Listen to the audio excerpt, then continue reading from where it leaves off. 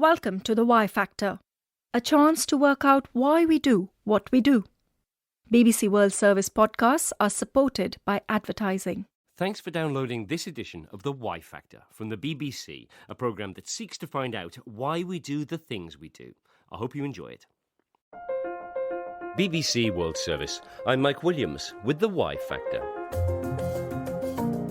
Today, the cash in your pocket or purse. We've all held cash, used it, but what precisely is it? Recently, the people of Greece have been discovering what it's like to live without ready access to their cash. Why are we so drawn to these strange tokens, these coins, these notes? Every note that's in my hand, I adore it. I save it, I relish it, and then I go out when I've earned it all and I spend it good and big time. How much do you have on you? In terms of cash, nothing at all. I've got one card on me in my pocket, and I've got my phone. I probably have about £5.50 in change. I would say, digging in my pocket, I have 4 £1 coins. Cash, in the sense of coins, is about 2,600 years old. That's Kevin Clancy, director of the Museum of the Royal Mint. The Mint makes coins for the UK and for more than 60 other countries too. It's invented in what we would think of as Western Turkey in Kingdom of Lydia. And some of the earliest forms of cash, some of the earliest forms of coins, take the form of small buttons of gold. They provided a convenient means of exchange. So you would want the gold, you would want the medium that you were using to buy something in and of itself. It had value. But people recognised that between two individuals, you would recognise it as a kind of common form of currency. It had a common value that you both understood. Cash is an ancient thing, but why does it persist in the modern world? Here in London, I could easily make it through the week without touching a note or a coin, and the Nordic countries are leading the way towards a cashless society.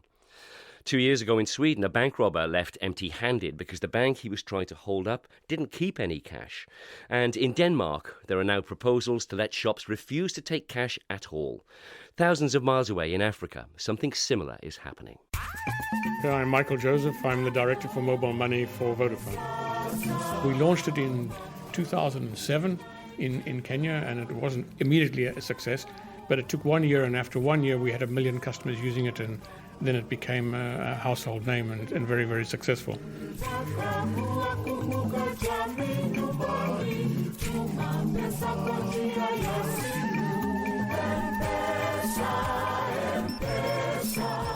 Mobile money is what we call M-Pesa. It's the ability for someone who has a mobile phone to do financial transactions on their phone without necessarily having a formal bank account.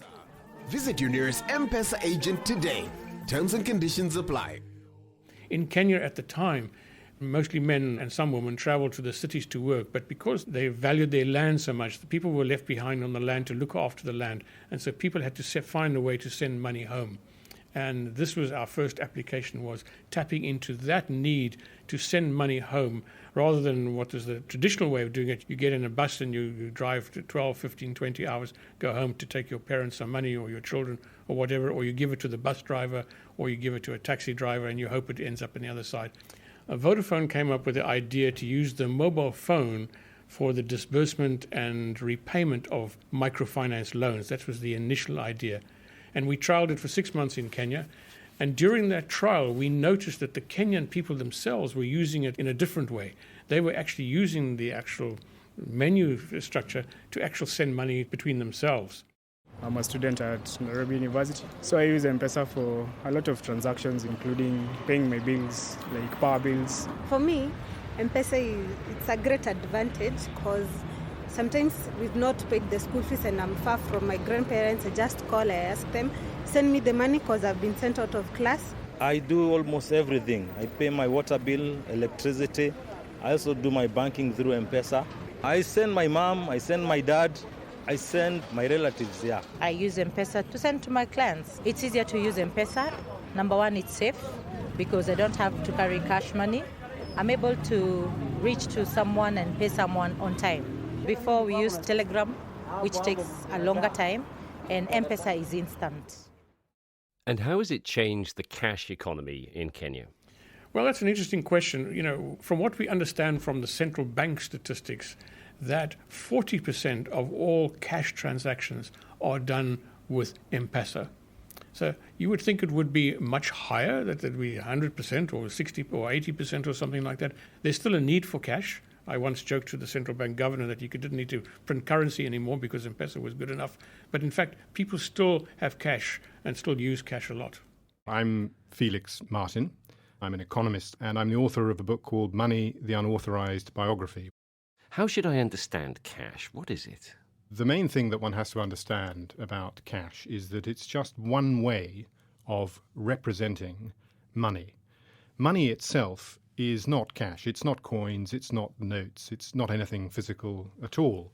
Money is really just a set of credit and debt relationships between different people and different companies and between people and companies and the government. Money is in particular transferable credit. It's credit that can be transferred from one person to another. And that network of credit and debt and the way it's transferred, that can be represented in lots of different ways. So, for example, today, in our monetary system that we have here in the UK, the vast majority of money, about 97% of all the pounds in circulation in Britain, don't have any physical representation. They are just the bank balances that you or I have at our bank. A very small amount of the money in circulation, the other, about 3%, that is represented by coins and notes. So often we take these objects for granted, but they actually are a form of public sculpture. The Queen is there, our head of state. But what goes on the other side of a coin, whether it's a coin of a monarchy or a republic, kind of defines that country in a different way. You might have the head of state or a symbol of state in some way on one side, but you often have something else that represents that country symbolically on the other side. And that might be a flower or an animal. You know, if you turn over the coinage in your pocket, what is there? What's staring back at you? Is it a coat of arms or is it an oak tree? Is it a very, very familiar national flower that means something to you as a people? What I most appreciate about coins is that they provide, more than anything, I think, they provide a window on the past. They're a vehicle that allows you to travel through time. It allows you to view history in a single, simple object. One of the interesting aspects of the last 25 years of political history has been the breakup of the Soviet Union. And you have the creation there of quite a number of new states. And interestingly, each one of those new states, one of the first things they did was make their own currency. You know, you can imagine the government officials concerned sitting down and thinking, well, okay, now we're in charge. What do we need? Well, we need a flag and we need a national anthem. Perhaps we need a new football shirt. And they soon got around to thinking about what their notes and coins should look like as well. So the coinage occupies that realm of symbol. The euro was introduced on the 1st of January 2002. After the US dollar, it's the second most traded currency in the world. 1er janvier 2002. 12 pays. 300 millones de europeos. 300 million men and women, they're saying. Men and women who share one and the same currency. Speranze diverse. 300 milhões de pessoas partilhando uma moeda única. Euro, notre monnaie. The euro, our money. But all is not well in the Eurozone. The Greek finance minister has said his country will not make a loan repayment of more than £1 billion, which is due tonight, despite last-minute contacts between the government and its creditors. Peggy Vivali in Athens is one of the many who've taken comfort in cash. I wouldn't care less if we stayed in the euro or went back to the drachma. What I would really care about is to see my country governed properly and keeping its national identity and property. With cash, especially here in Greece, we understand money better. We feel it. It's real. With cards, with credit cards or debit cards or iPhones or web banking, It is somewhere in the internet, somewhere in the sphere, but we don't feel it. We need cash. And it's a good idea because money circulates and we see it. The monetary system is, for many people, very confusing and frightening. And that's because it is purely abstract. It's a purely abstract system. It's a mathematical system, and you need to have some aptitude at maths to be able to understand even quite simple transactions, let alone more complicated ones. And for those reasons, people have very often been wary of money. And if you look at the process of monetization of societies throughout history, a constant running through it is people's fear of money. There are lots of things they like about it, but also a fear that they're being taken advantage of by the real experts, the bankers and so on. And of course, that fear has frequently been validated. And I think that's a large part of the psychological motivation behind the fondness for money, which appears to be something, even if actually it's just a token, it looks like something real. There's another reason many of us cling to cash, something the authorities often find suspect. With a handful of coins or a bundle of notes, you can buy whatever you want. A beer, a book, illegal drugs, and you can do it anonymously. There's every reason why people might not want all their transactions to be known and recorded. And of course, some people will not want that to happen because they're doing nefarious things or illegal things and so on, and people often concentrate on that. But it's equally important that, it's a pretty fundamental civil liberty to be able to transact without the government or without banks knowing what you're doing. Steve Keith, is cash important to you in your trades? Very important, yeah. Why? Of course it is. Well, if we've got to buy anything, 9 times out of 10, everything we buy, the customer wants cash. But cash is better than... Stephen Keith, they're builders in the north of England. Well, basically, it's better to deal with. People accept cash as an everyday thing. A lot of people will not accept a card. It's just an everyday thing. That's always been part of our life. Steve? Yeah, I think the customers prefer cash. Number one is because I can get better deals at my builder's store. That saving then goes on to the customer. How do you pay each other? How do you pay the subcontractors? Is that all in cash? All cash, yeah. Everything's cash. So at the end of the week, Steve, do you go to the bank and take out... No, because the customer pays me in cash. So when I get cash given to me, whether it's on a Monday or a Wednesday or whatever day it is, save it up. And then I know by the end of the week who's done what, and I make sure that I've got enough cash to pay them cash, because they want cash. They don't want cheques. Because on a Friday night, when they go home and their wife wants to have a chippy tea or whatever, they haven't got the cash, then what are they going to do? So they want the cash. Everybody wants cash. When you hand out cash to the people who've been working for you through the week, how many of them do you think declare that to the taxman? I think they all declare it to the taxman. Every one of them. Everyone's got to declare something to the taxman. It's just what degree they declare. It's up to themselves what they want to do. If they want to lie to the taxman and might get prosecuted, that's down to them. But I tell them all, they should declare the lot. What they should do is put the cash in the bank and then draw it back out. But no, who does that? Do you like cash? Do you like having it, holding it? Yeah, I do. Because if I go out on a credit card at night, I go to the pub, I don't know, let's say I spend £200. I don't know till the next day or whatever what I've got left. If I've got cash when it's in my pocket, I know I can afford it. And if I want something, I'll save the cash up until I've got it. No, because I feel like that too. I do have a credit card, I do have a debit card, but I would much prefer to take out a wedge of cash and then I know what I've got left. Exactly, yeah. Yeah, you know what you're up to with cash. You feel good because you've got your pocket full of money. You've earned it all week. You feel good. In terms of preference for cash usage, yes, there is quite a big spike in people that prefer using cash over age 45, and there's a massive spike over age 65. That's in the UK. It varies from country to country, of course. The biggest users of non-cash money are the Belgians. They're 93% of people have and use a debit card. There are other cases in Northern Europe, such as Sweden, where there are certain outlets where you can't use cash anymore.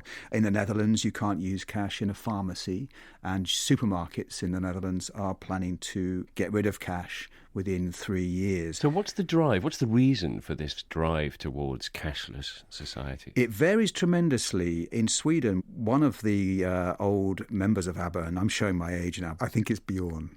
who runs the ABBA Museum, he said that he wanted to drive crime from Swedish society, and that so getting rid of cash was going to be a major boost there. In other countries, it's to do with convenience. In South Korea, for example, where only 70% of people have a debit card, but they are one of the highest, I think the top 10 cashless societies. And there they've all taken up the use of mobile phone payments. What do you think about cash when you hold it, Keith? I think it's lovely. I adore it.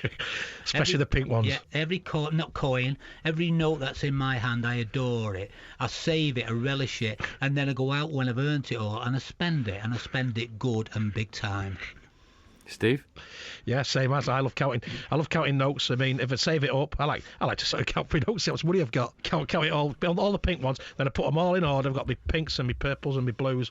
The pinks are the £50. £50. Purples are 20s. Then you got your browns at the 10s, and you got your blues at the 5s. And put it all in bundles. Sort out all the lads' wages. Does cash have a future, do you think?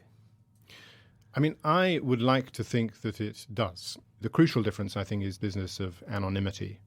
It's very difficult to be sure of anonymity in any kind of system where the ledger on which your credit balances are recorded exists in some particular location. And the beauty of coinage is that the ledger itself is simply the distribution of coins throughout the population, or notes throughout the population. And it's almost impossible, of course, to get an absolutely clear overview of what that is. Now, from some points of view, that's a disadvantage. Governments, they always want to know where things are, know what's going on and so on, for good reasons, because, they want to collect tax and so on and make sure there's no money laundering and tax evasion and so on. But for us as citizens and as people who want to have some private life, I think this business of virtually unassailable anonymity is very important. So from that respect, I certainly hope that there is a future to cash.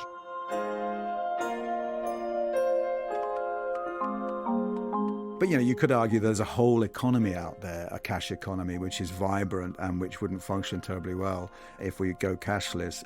And just before people start judging, there are probably lots of people who like their builders on a Sunday. And I don't know of any builder that works on a Sunday and ever accepts anything but cash. So there's a whole, raft of economic activities that are kind of healthily going on because of cash. But there is something tactile about cash, and there is a kind of fetishistic quality about notes and about coins that I think people are attached to.